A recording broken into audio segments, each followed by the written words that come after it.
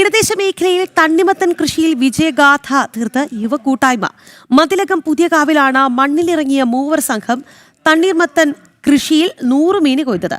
പ്രതിസന്ധികൾ പലതുണ്ടായെങ്കിലും അതിനെയെല്ലാം ആത്മവിശ്വാസം കൊണ്ട് നേരിടുകയാണ് ഇവർ. വിവിധ മേഖലകളിൽ ജോലി ചെയ്യുന്ന മതിലകം സ്വദേശികളായ മുഹമ്മദ് നബ്ജാൻ, മാസിൻ പി സുനിൽ, തമീസ് സഹൽ എന്നിവരാണ് ആദ്യമായി നടത്തിയ തണ്ണിമത്തൻ കൃഷിയിൽ മികച്ച വിളവ് നേടിയത്.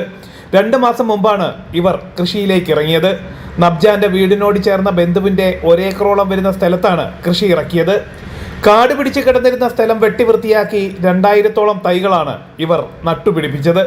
ജൈവവളങ്ങൾ മാത്രം ഉപയോഗിച്ചായിരുന്നു കൃഷി. മതിലകം കൃഷിഭവന്റെ മേൽനോട്ടത്തിൽ നടന്ന കൃഷി 60 ദിവസം പിന്നിട്ടപ്പോൾ മികച്ച വിളവാണ് ഇവർക്ക് ലഭിച്ചത്. തണ്ണിമത്തൻ നമ്മുടെ ഇവിടെ ആദ്യം ശശിചേട്ടൻ ചെയ്ത് വിജയിച്ചിട്ടുണ്ട്. പക്ഷെ അതിൻ്റെ ഒരു തുടർച്ച ഉണ്ടാവുക എന്ന് പറയുന്നത്, ആ തുടർച്ച മുന്നോട്ട് കൊണ്ടുപോകാനായിട്ട് യുവാക്കളായ കർഷകർ, കുട്ടികൾ ഫ്രണ്ടിലോട്ട് വരിക എന്ന് പറയുന്നത് ഞങ്ങളെ സംബന്ധിച്ച് ഒത്തിരി സന്തോഷമുള്ളൊരു കാര്യമാണ്. ഞാൻ എപ്പോഴും പറയുന്ന ഒരു കാര്യമാണ്, നടിയിൽ ഉദ്ഘാടനങ്ങൾക്ക് പോകുന്നതിനേക്കാളും വിളവെടുപ്പ് ഉദ്ഘാടനങ്ങൾക്ക് പോകുമ്പോൾ കിട്ടുന്നൊരു സംതൃപ്തി അതൊരു വേറെയാണ്. മഞ്ഞ, ഓറഞ്ച് നിറങ്ങളിലുള്ള തണ്ണിമത്തനാണ് സ്ഥലത്ത് വിളഞ്ഞു നിൽക്കുന്നത്. ഇനിയും കൃഷി തുടരാനാണ് മൂവരുടെയും തീരുമാനം. പിന്തുണയുമായി നാട്ടുകാരും പഞ്ചായത്ത് അധികൃതരും ഇവർക്കൊപ്പമുണ്ട്. ജനം, തൃശ്ശൂർ.